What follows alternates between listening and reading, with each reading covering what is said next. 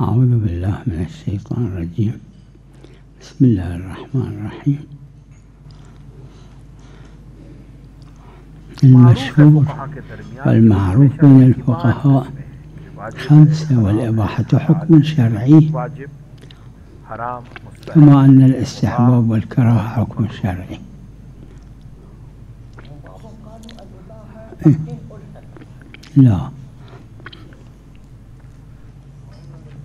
لا في الروايات هم أكو كلمة الإباحة، رخصة وأكو أن الله يحب أن يؤخذ برخصه. وفي نهج البلاغة أيضا من الأحكام اللي الإمام أمير المؤمنين صلوات الله عليه ذكرها الرخصة. رخصة يعني شنو؟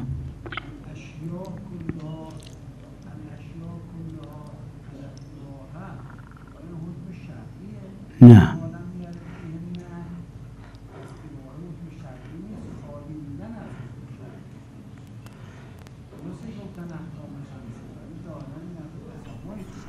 نأخذ من نهج البلاغة درى الرخصة.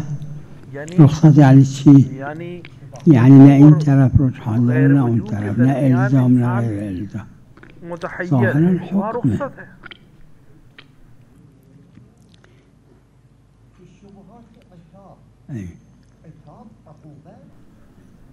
نوع عقوبة خفيفة. الشبهات مو الشبهات اللي الشارع أجاز ارتكابها، مثل الشبهة البدوية بعد الفحص. لا، بالشبهات يعني الشبهة المحصورة اللي العقل يحكم بالإلزام، أما ممكن الإلزام واقعا لا يكون. يعني إناءان أحدهما غير طاهر والآخر طاهر، وإذا شخص شرب هذا الإناء الذي هو أحد الإناءين وواقعا كان طاهر، هذا عقاب ما إله لأنه ما ارتكب حراما، أما عتاب إله. يعني أنت شلون ارتكبت مع أنه كان ممكن أنه فيه عقاب؟ لا، في المحصورة ماكو براءة شرعية، ماكو، لأن تناقض أو تضاد يصير بين البراءتين. براءة عقلية هم ماكو، باعتبار أنه لو ارتكب وصادف الحرام العقل لا يحكم بالبراءة، قبح العقاب بلا بيان لا يقبح عقابه. ولذا لا براءة شرعية للتعارض، لأن هم هذا لا يعلمون هم هذا لا يعلمون. إذا نجريها في كليهما تناقض أو تضاد يصير. إذا نجريها في هذا دون ذاك شنو المرجح؟ في ذاك دون هذا شنو المرجح؟ أحدهما المردد لا وجود له في الخارج. نعم. لو يعني سؤال افتراضي. نعم. لو افترض أنه شخص ما في منطقة نائية. أي. وكان الجو لمدة طويلة غائم. وربما ظاهرا موجود है मसला. كيف يصلي في آية؟ على الظن. المسألة الصبر بالعروة موجودة.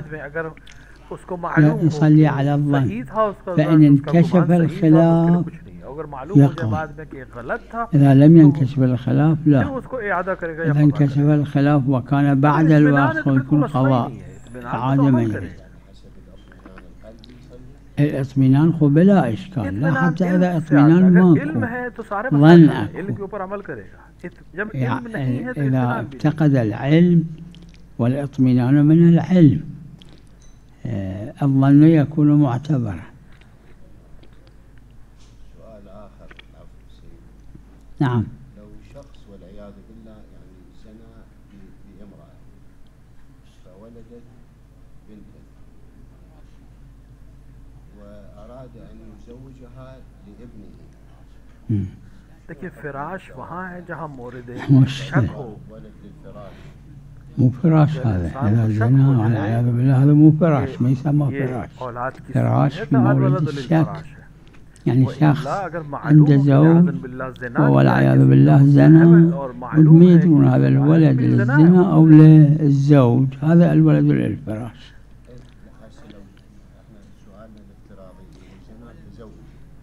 أي الولد يكون للزوج للفراش. أي. طيب البنت هذه اللي ولدت من الزنا كبرت، مو من الزنا للفراش، يعني بعد مو من الزنا. يعني شوفوا زنا بامرأة لها زوج وولدت وولدت من يعرف أنه من الزنا أو من الزوج إلا إذا علم أنه مو من الزوج، يعني السنة الزوج ما هو مقاربة مثلا.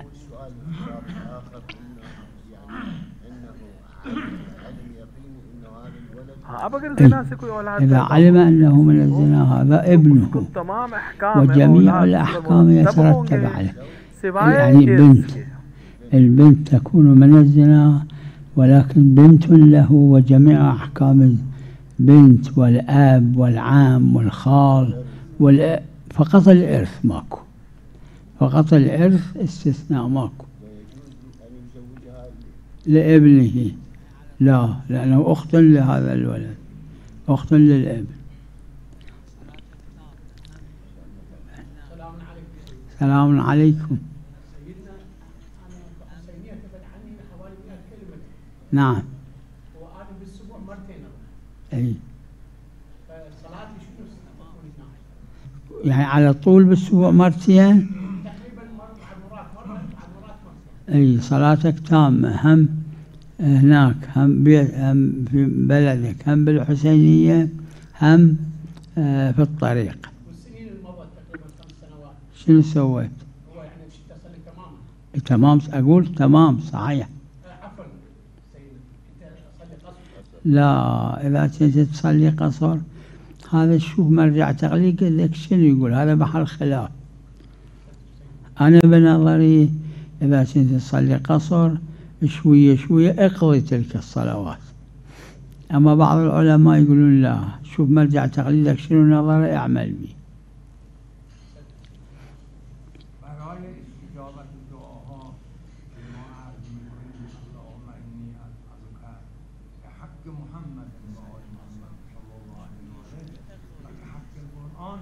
अगर इंसान ने गलती से कसर नमाजें पढ़ी जबकि उसका वज़ीफ़ा खुदाई अज़्ज़ा व जल خودش که حق داره، خالق قضا कर ले و خدا برای اینها حق قرار داره. البته اختلافی مسئله है، یعنی یک کسی به شما قسم بده به حق پدرتون، به حق رفیقتون، به حق استادتون، یعنی اون کسی که شما احترامش میکنید. این حقای عرفی اینه و حقای شرع خوب شرعی هم هست. देखिए खुदावंद आलम चूंकि खालिक लिहाजा उसके पास हक है। خدا قرار داده، خدا قرار داده، خدا مالک همه چیز حق قرار داده. برای قرآن حق قرار داده، برای اهل بیت حق قرار داده. این رساله حقوق حضرت سجاد علیه السلام ببینید، حق و فلان حق و فلان دونه ذکر کردن. شرف ہے جو دیا نه، حق در عرف دستمزده، اما گاهی هم محبته. یعنی اگه شما یه دوستی دارید خیلی بهش علاقه دارید، یک کسی بخواد از شما یک کاری درخواست کنه میگه به حق این دوستت، چون شما علاقه زیاد بهش دارید، حقم گردن شما نداره اما انجام میدید. همش چیزی نیست، بعضیش حقای واجبه، بعضیش حقای مستحبه. مثلا आप किसी से बहुत ज़्यादा मोहब्बत कर रहे हो और आप काम लेना चाहते हो, कहते हैं आपने फलां दोस्त के हक़ का वास्ता कि आप ये मेरे लिए काम कर रहे थे। ये हक़ क्या है? ये मोहब्बत के ऊपर एक लफ्ज़ को इस्तेमाल किया गया। خدای عز و جل برای اینها حق بر خودش قرار داده، خدا قرار داده. تو بعضی دعاهام داره الذی اوجبت علی نفسک، یعنی خدایا به حقی که خودت برای اینها بر خودت لازم کردی اون حق را، ثابت قرار دادی. खुदा ने अपने ऊपर भी इनके लिए हक को करार दिया, कोई हर्ज नहीं। बाज़ रवायत और जब तला नफ्से के लफ्ज़ दुआ में कि खुदा ने अपने ऊपर जो हक वाजिब किया इन अफराद का کارهایی که برای اموات میکنیم بهشون میرسه. حضرت فرمودن بله، مثل که زنده ها به هم دیگه هدیه میفرستن، این اموات هم خوشحال میشن، این هدیه است این واسهشون. یه مقامی پیدا میکنن، یک خوشحالی پیدا میکنن. همین सवाब पे बिला खरे इसमें हजरत से पूछा क्या؟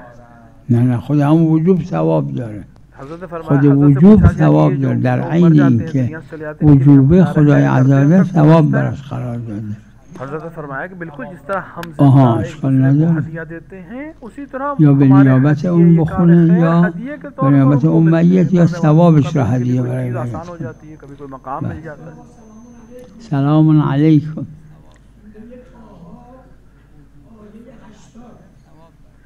बहुत सी चीज़ें ऐसी जो वाजिब है लेकिन खुदा ने उसके लिए सवाब करार दिया है, कोई हर्ज नहीं, खुदा ने करार दिया है.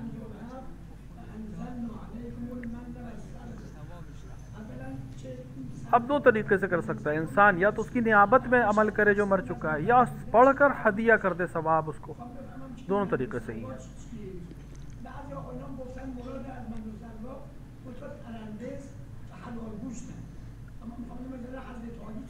نه بله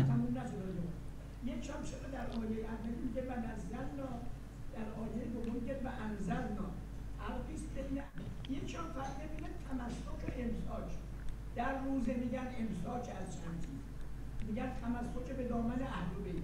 فرق بین تمسک و امساک امساک یعنی ترک، یعنی این کار را نکن.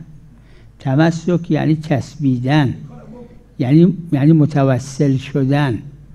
تمسک غیر امساک. و اما من و سلوا تو روایات داره من یک نوع شیرینی بوده که الان عراقی‌ها به گز میگن من. به گز تو بغداد درست میکنن روش نوشته المن. یک نوع شیرینی بوده از آسمون بر بنی اسرائیل. سلوا مرغ بوده، مرغ بریون براشون میدن.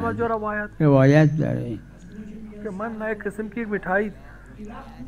آره خلاص یه مرغ خاصی بوده بریون شده از آسمون میمده، اونم منم شیرینیش अलमन بوده. कहते हैं, एक किस्म की मिठाई जो بله आसमान से बनी इसराइल के लिए आते हैं. حالا सलवा भी एक شاید किस्म اگه का تو मुर्ग था روایت जो باشه भुना خلاص हुआ یه था. نوع شیرینی بوده. بله بفرمایید. سلام علیکم. अब ऐसे खास किस्म का मुर्ग था जो किस तरह का था नहीं मालूम, बस ये आसमान से भुना हुआ आता था.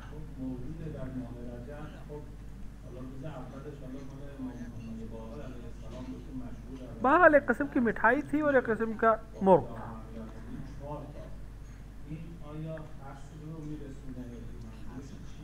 ببینید ادات حصر که نیست.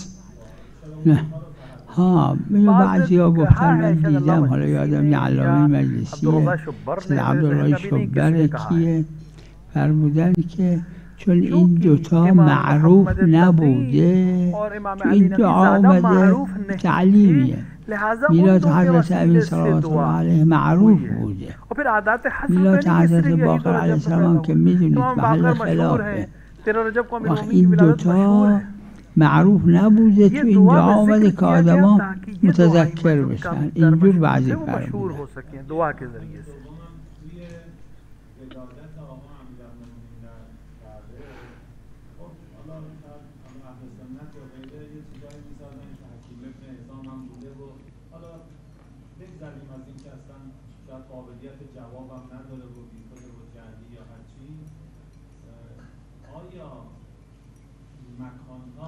این نوجوابو که از اشارات و چیزای ابن سینا و صدرا و اینها نگاه میکنن به ولادت‌ها، به مکان‌های ولادت، زمان‌ها، اینجور جواب به نظر شما درست نیست که آدم بگه که اهل بیت از زمانها و مکانها به عنوان یک راهبرد برای نشر دین استفاده کردن.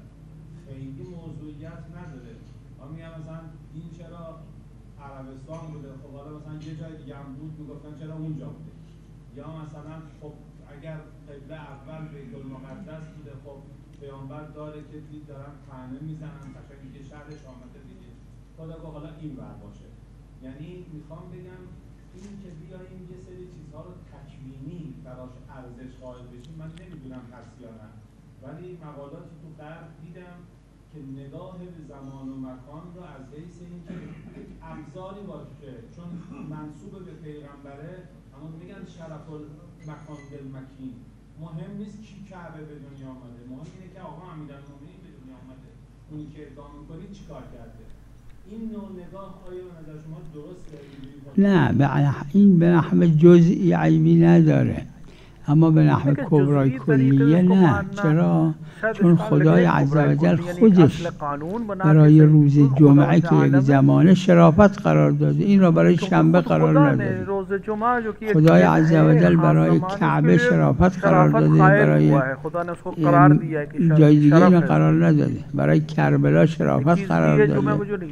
و من حدیث کربلا و الکعبه کربلا بان علو و رتبه. خود کسی که اهل تشریفه، اهل شرافته، مثل الان در عرف هم هست بست میگن بست میشینه. بست چیه؟ یک چیز اعتباریه، یک شرافتی است که اون که حق جعل شرافت داره این را قرار میده. چیه؟ نه اما اونایش که از ناحیه خدای عزوجل چه مستقیم حدیث قدسی باشه چه به واسطه 14 معصوم علیهم السلام باشه، اما اونش که از جانب کتاب الله و عترتی نیست، نه اعتبار معتبره.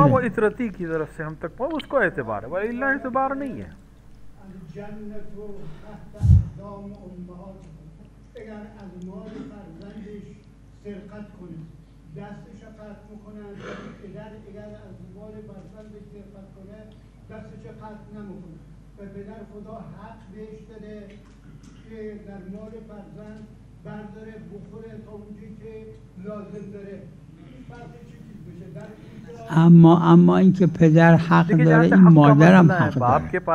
اگه در این مسئله مادر و پدر فرق نمی کنن. اگر پدر محتاج بود و اولاد اموال داشت و نمیداد و پدر حق داره برداره، همینطور زوجه حق داره برداره، همینطور مادر حق داره برداره. اینو بهش میگن نفقة الارحام.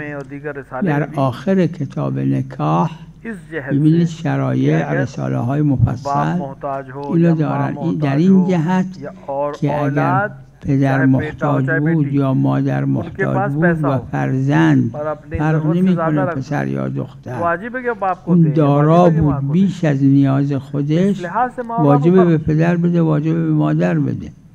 در این جهت پدر و مادر فرق نمی‌کنه. اما مسئله این که اگر مادر دزدید نیاز نداشت اما دزدید از مال فرزندش، پدر دزدید، در پدر دلیل خاص داره که چیز نمیشه، حدود برش جاری نمیشه. तो रवायत खास है कि बाप की हद जारी नहीं होगी. بله. سلام علیکم.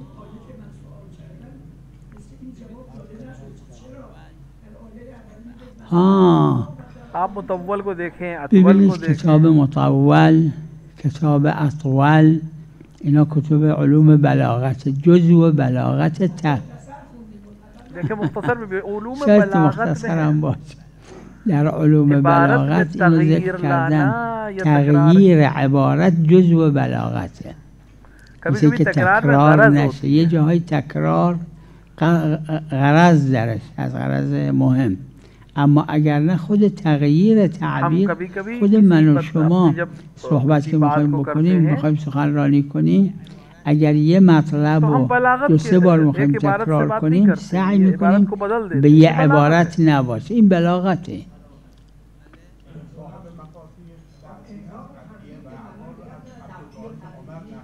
بله. آها. اون الان یادم، یعنی کبرای کلیه که انزال و تنزیل یکیش دفعیه یکی تدریجی. الان یادم نی. بله.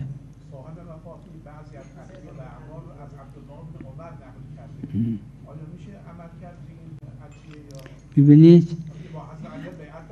بله یک مسئله هست مشهور فقها قائل بهش هستن و اون از شیخ مفید گرفته تا امروز شاید بیش از 90% از فقها اون قاعده تسامح در ادله سننه، یعنی در غیر واجب و حرام، در مستحب و مکروه، اگر در کتب و اسناد شیعه آمده بود، اما در بین یا در آخر یک کسی بود که شیعه نیست، قاعده تسامح میگیرتش. یه قاعده که اکثر فقها شیخ مفید و شیخ طوسی بگیرید تا به امروز غالبا طبقش فتوا دادن در مستحب و مکروه، نه در واجب و حرام. وقت اشکال نداره. بسم الله الرحمن الرحیم. در باب اعتکاف بله داریم 4 مسجد، اشکال نداره. مسجد النبی صلی الله علیه و مسجد الحرام، مسجد کوفه، مسجد بحث. در مسجد جامع اختلاف. آیا این مساجد معمولی که درش اعتکاف میشه قصد اعتکاف بکنیم؟ تشریح؟ نه. مسجد تو هر شهری، هر دهی، هر قصبه‌ای، اگه یه مسجدی بود که خاص اون محل بود، این نداره، یعنی پورے شهر کے لوگ اس میں نماز پڑھتے ہیں. اما اگه یه مسجدی بود که از همه از اطراف شهر به اونجا میان، مثل این مسجدی که تو حرم حضرت معصومه علیه السلام بالای سر هست، یا مسجدی که مسجد اعظم مثلا که از اطراف میان، اسمش از المسجد الجامع، یعنی از جاهای دیگه هم میان. یه مسجدایی توی محله، فقط اهل محل میان اینجا نماز میخونن، این درش اعتکاف نمیشه. آره چون عبادت اعتکاف اشکال نداره، اما اعتکاف اسمش نیست، یعنی بیرون رفتنش، رها کردنش روز سیوم حرام نیست، روزش واجب نیست روز سیوم. اعتکاف یک عبادته، یکی از شروطش اینه که غیر اون مساجد اربعه در مسجد اعظم شهر باشه، یعنی مسجدی که جامعه، یعنی از همه جای اطراف شهر میان به اون مسجد. روزہ تو الگ بحث ہے، روزہ تو آپ گھر پہ بھی رہ سکتے ہیں. یعنی اعتکاف نہیں، اعتکاف شرعی روزه تو خونتون هم بگیرید. اعتکاف خود اپنے آپ عبادت نه میدونم، قصد اعتکاف شرعی جایز نیست. دیکھیں آپ اپنے گھر میں اعتکاف عبادت کے باہر نہ شما تو خونتون هم میتونید 3 روز بیرون نرید، روزه هم بگیرید، اما اعتکاف شرعی مرتب نہیں ہوگا. یعنی اگر رفتید بیرون و برنگشتید به خونه، این کار حرام نکردید. اما در اعتکاف اگر روز سیوم شد میشه واجب. اگه دلیل نداره رجا معنا نداره. رجا مال جاییه که احتمال عقلایی داده بشه که فقها فلانجا رو میگن رجاءً، عیبی نداره.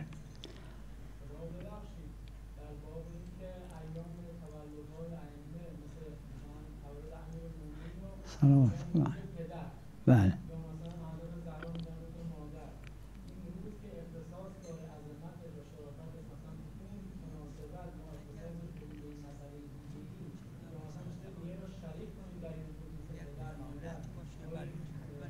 دیکھیں یہ عرفی چیز ہے. اگر اہانت اینجور چیزا مسئله عرفیه. سمجھا جائے تو جائز. اگر اهانت باشه بله حتما اشکال داره. اهانت به حضرت امیر حساب بشه بله، یا کسای دیگر را مثلا مثل حضرت امیر حساب کنن، حضرت لا یقاس به آل محمد صلی الله علیه و آله مقایسه نہیں کر سکتے. ہاں لیکن اگر اهانت نہ سمجھا جائے عرفی چیز ہے. احد من هذه الامه. اما اگه اهانت حساب نشه نه.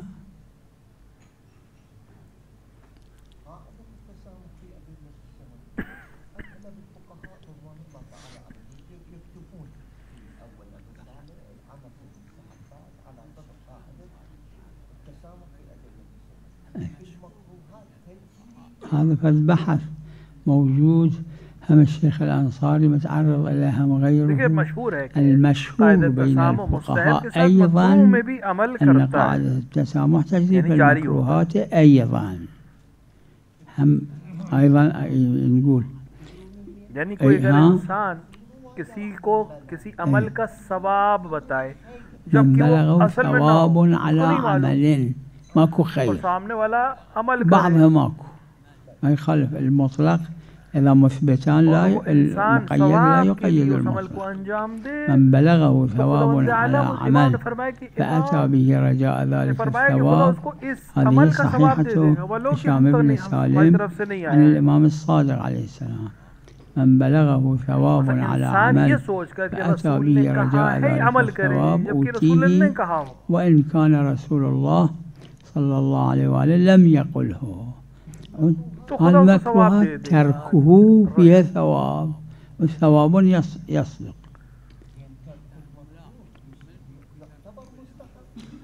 ثواب من بلغه ثواب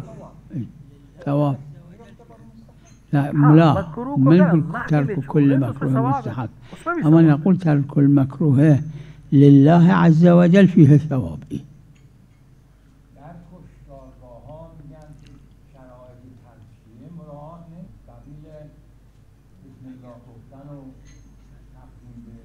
अगर आप मुसलमान के हाथ से कोई चीज लेते اگر شما از ید مسلمان یه چیزی گرفتید کسی گفت این شرایط صحیح نبوده، اگر شما یقین کردید که شرایط نبوده بله برای شما حرام. اگر یقین हो जाए तो वो फिर चीज میدونم شما از این میگنه اگر یقین کردید برای شما، چون یقین کردید این یقینتون حجت. اما اگر کسی یقین نکرده قاعدیت اعتبار داره. نه یعنی میگم حالا اگر بر فرضی که حالا یقین کرد که راست میگن یا در یه موردی را یقین کرد که شرایط نبوده، اون یقینش برای اون حجته. اما هر جا یقین نداره ولو گمان باشه ولو مردم بگن اماره اعتبار داره. به قول شیخ انصاری رضوان الله علیه حتی اگر ظن به خلاف داشته باشه، یعنی اگر شما 70-60% که ظنه فکر میکنید که درسته که اینا شرایط نیست، ظن اعتبار نداره.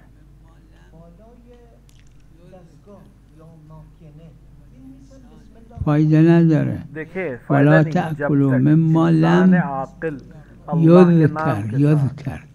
باید انسان عاقل بس الله اسم خدا رو ببره.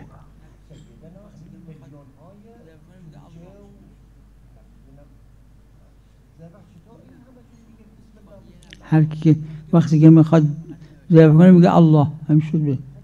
اگر کوئی کہہ رہا ہے تو ٹھیک ہے، لکھا ہو بسم اللہ سے فائدہ نہیں ہے. وقتی یه نفر وایساده میگه بسم الله یا فقط نوشته فایده نداره. اگه یه نفر وایساده اونجا این دستگاه داره ذبح میکنه اون هی میگه الله الله الله اشکال نداره، یعنی ذکر اسم الله. یک برای چندتایی که مثلا 3-4 تا، اما اگه یک ساعت داره همجور میکشه یه دونه بسم الله میگه معلوم نیست. باید صدق کنه که ذکر اسم الله بر هر کدوم از اینا. بله اگر فرض کنید تا یه دونه بسم الله میگه 10 تا کشته میشه اشکال نداره، اما پشت سر هم بسم الله بگه عیبی نداره. بله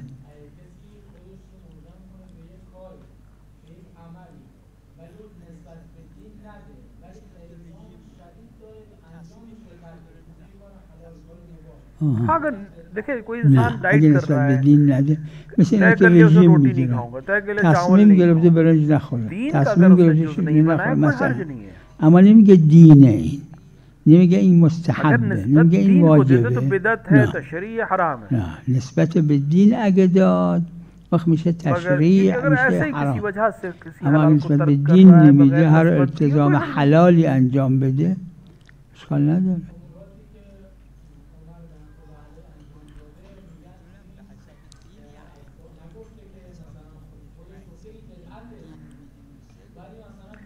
जिसको आप कह रहे हैं میدونم به حساب دین یعنی دین گفته के عنوان به حسابی که خودش رئیس इसकी बिदअत है دین हराम है। میدونسته گفته به این اعتبار بوده. بله मोमिन से मुराद जो भी मोमिन जो ईमान ले जो 5 उसूल दीन को कबूल करता है मोमिन मोमिन यानी मोमिन तौहीद और अदल یعنی کسی که नबूवत और این इमामत और क़यामत اصول دین خمسه رو قبول داره این مؤمنه. یعنی توحید و अगर عدل अदल और و इमामत को نبوت कबूल و नहीं कर रहा امامت है و तो معاد. मोमिन नहीं है اما मुस्लिम اگر है عدل و मोमिन नहीं। امامت رو قبول نداره این مؤمن نی، این مسلمه. تو قرآن هم داره قالت الاعراب آمنا. اومدن زمان खुद कुरान में भी پیغمبر इशारा हुआ है कि صلی पैगंबर الله साहब कहा علیه कि و हम آله मोमिन होगा नहीं عرض तो کردم ما ईमान नहीं ایمان लाए آوردیم. तुम قرآن मुस्लिम میگه हो। نگید ایمان آوردیم، بگید مسلمان شدیم. لا تقول آمنا، بگید اسلمنا. آره آره چرا نه، چرا نه. देखिए آره خب ये जो दुआ में हम मुस्लिम और मुस्लिमात कहते چون آخه हैं مسلمونا सब तो که उसमें مؤمن गुनाहगार नहीं نیستن اینا همشون که مقصر نیستن، خیلیشون قاصرن، بلد نیستن. خدا بیامرزشون. و صلی الله علی محمد و آله.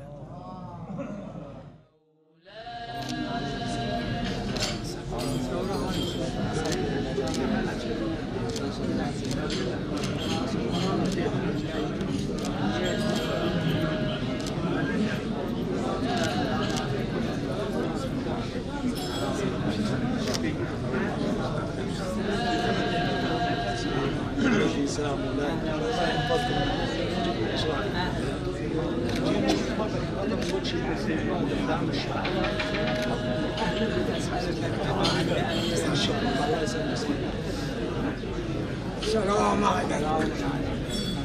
عليكم. سلام عليكم. سلام دارم. سلام رسون نکنید. سلام مرخص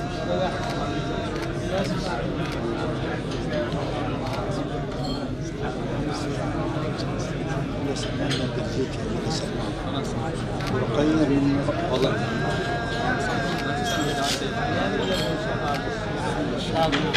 على توفيق